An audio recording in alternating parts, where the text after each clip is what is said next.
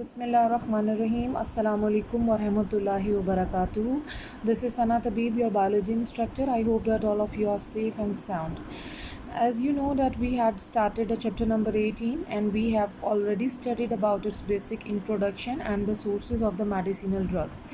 Today I am going to cover up the remaining part of the medicinal drugs and I will introduce the new topic, that is the addictive drugs. It is available on your book on page number 152 and 153.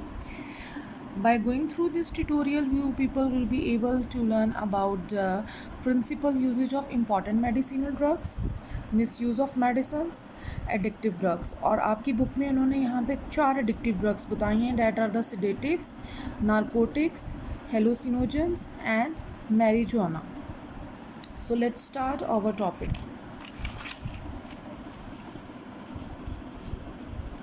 Okay जी, principal usage of medicinal drugs. Basically दो classification of drugs है, that is based on its chemical properties and its mode of action.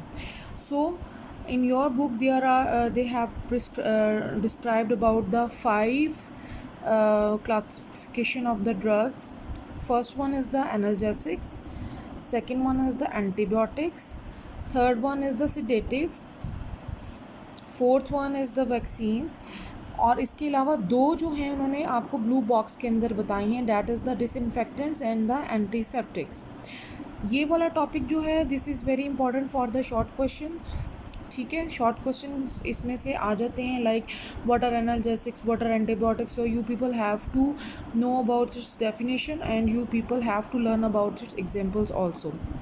First one I have the analgesics. Analgesics means which are the pen killers, right. For example हम लोग aspirin लेते हैं जो कि Disprin में use ingredient है, major ingredient. या paracetamol है तो वो किस में होती है, पैनाडोल में, right. Next one is the antibiotics. Antibiotics, anti means against and biotics means live. So antibiotics are use to kill the bacteria, to stop the growth of the bacteria. These are the antibiotics. Third one is the sedatives. sedatives होते हैं जो कि आपकी direct CNS पे, आपके central nervous system पर act करते हैं, आपकी एक्टिविटीज़ को, ब्रेन एक्टिविटीज़ को स्लो डाउन कर देते हैं. लाइक गनूदगी जिसको हम लोग बोलते हैं, इनको खाने से वो इंड्यूस होती है. सो sedatives जो हैं that induce the sedation. Next one is the vaccines. Vaccines are used to develop the immunity. Vaccines for example polio हो गया, स्मॉल पॉक्स की हैं, काउ पॉक्स की हैं. तो हम क्या करते हैं कि वीकेंड या किल्ड पैथोजन हम उसका लेते हैं, ठीक है, और that will introduce in the body ताकि हमारी बॉडी जो है उस डिज़ीज़ से जो है उससे अगेंस्ट फाइट कर सके.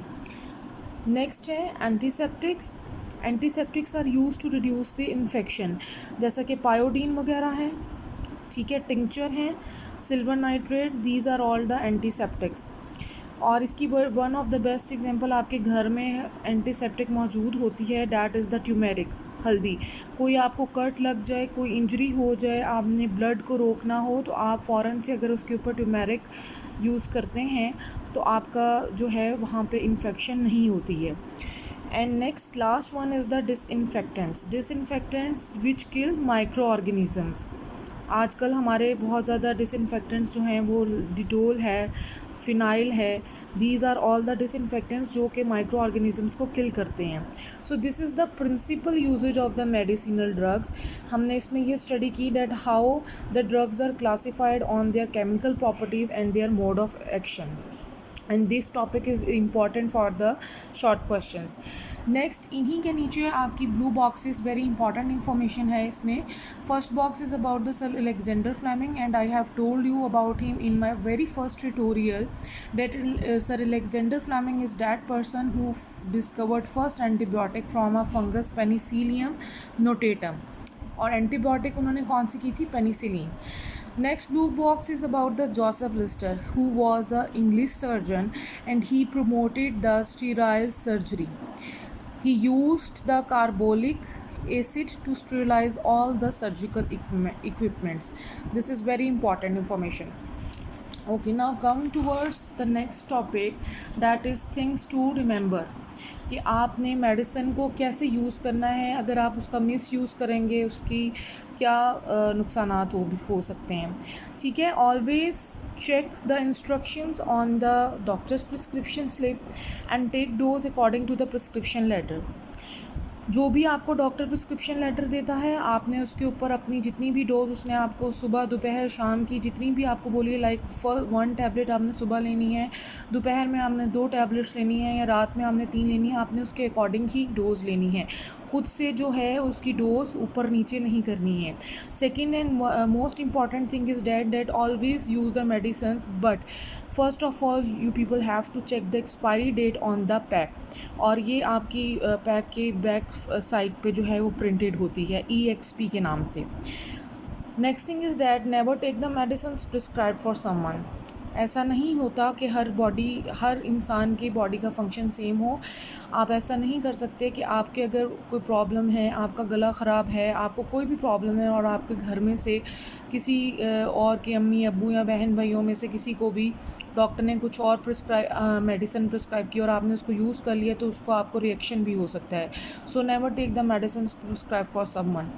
Next thing is that some antibiotics must be taken for specific number of days. Like आप antibiotic start करते हैं, you people have to take it at least for 3 days or 7 days or for 14 days. ठीक है जी। Next thing is that to remember that make sure to take the medicine for the stated time, otherwise problem will start again.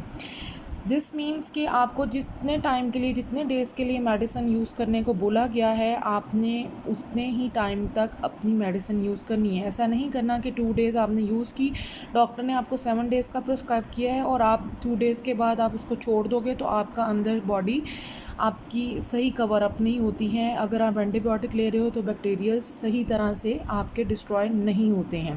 So you people have to take the medicine for the stated time.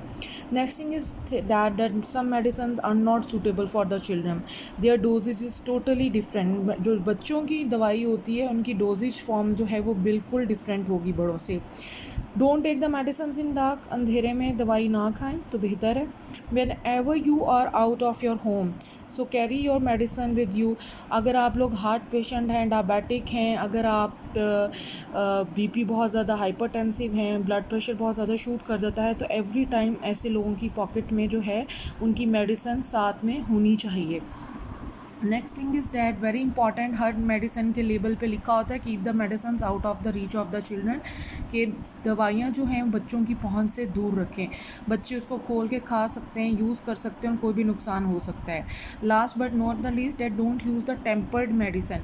ऐसी medicine मत use करें। Tempered का मतलब होता है छेड़छाड़ वाली। Like आपके पास मेडिसिन आप अगर बाय करके लाएँ और अगर वो पहले से ही ओपन है उसकी सील, तो ऐसी मेडिसिन को यूज़ मत करें। उसको फ़ौरन से फार्मासिस्ट या उस को रिटर्न करें, या मेडिकल स्टोर पर जाकर उसको फ़ौरन से रिटर्न करें। So this was our previous topic that is regarding to the medicinal drugs. Now our new topic is the addictive drugs. Addictive drugs आपको पता है वो ड्रग्स होती हैं जिसकी हमारी बॉडी आदी हो जाती है और जो आपको नुकसान देती हैं।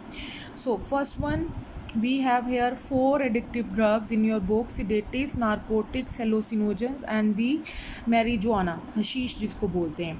First one I am going to discuss about the sedatives.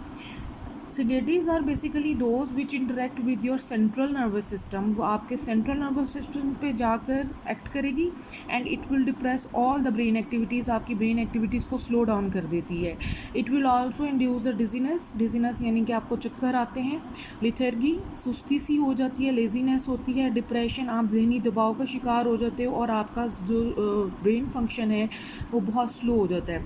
And the long term of the sedatives is that कि आप सुसाइडल थॉट्स में जो है उनको, जो लोग ज़्यादा लॉन्ग टर्म के लिए ऐसी चीज़ें यूज़ करते हैं उनके अंदर ख़ुदकुशी के जो है ख़यालात आने शुरू हो जाते हैं। सिडेटिव्स के अंदर आपकी जो नींद की जितनी भी आपकी स्लीपिंग पिल्स हैं वो सारी इसी के अंदर इंक्लूड होती हैं, कि स्लीपिंग पिल्स खाने से वो डायरेक्टली आपके सेंट्रल नर्वस सिस्टम पे एक्ट करती हैं, जिसकी वजह से इंसान को डिजीनेस वगैरह, लिथर्गी वगैरह इस तरह की जो है सिचुएशन जो है उन्हें स्टार्ट हो जाती है। These are the sedatives. Next one is the narcotics. Narcotics, they are the very strong painkillers and they are prescribed with the less potent painkillers.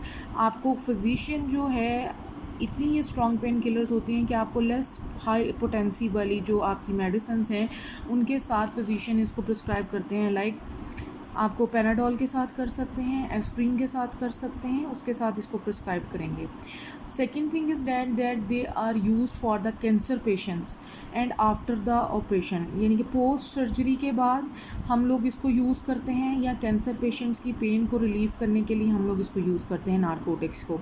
I told you about the narcotics के इसके अंदर morphine शामिल है. Morphine का injection हम लोग bypass की जब भी ओपन हार्ट सर्जरी होती है उन ऐसे पेशेंट्स को 2-3 दिन के लिए हम लोग उसको दे के रखते हैं ताकि उनको पेन फील ना हो. Last one is that some people used for the ecstatic effect. इसको जो है पुरजोश असर के दिखाने के लिए भी जो है कुछ लोग इसको नारकोटिक्स का जो है इस्तेमाल करते हैं. मैं आपकी बुक में जो है नारकोटिक्स की हमें 2 एग्जांपल्स हमें बताई गई हैं. That is the morphine and the heroin and last one is the codeine. Morphine and heroin की जो है डिटेल्ड आपके पास इंफॉर्मेशन है आपकी बुक में. So let's start from the morphine.